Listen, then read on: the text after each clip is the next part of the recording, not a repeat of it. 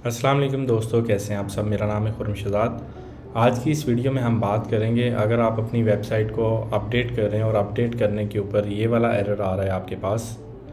हम अपडेट में जाते हैं, update now, another update in currently in progress. अगर ये वाला एरर आ रहा है तो हम इसको कैसे फ़िक्स कर सकते हैं।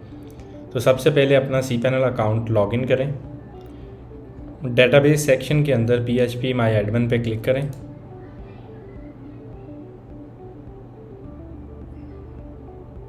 अपनी डेटाबेस सेलेक्ट करें, TBL ऑप्शंस में आ जाएं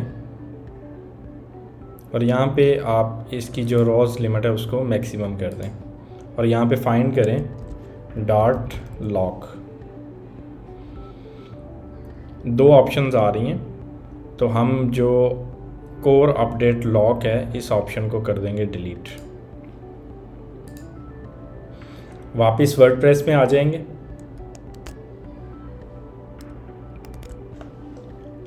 दोबारा अपडेट पे क्लिक करें,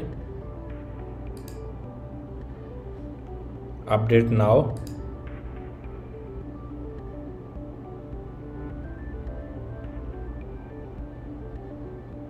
और आपका इशू रिज़ॉल्व हो चुका है। आज के लिए इतना ही।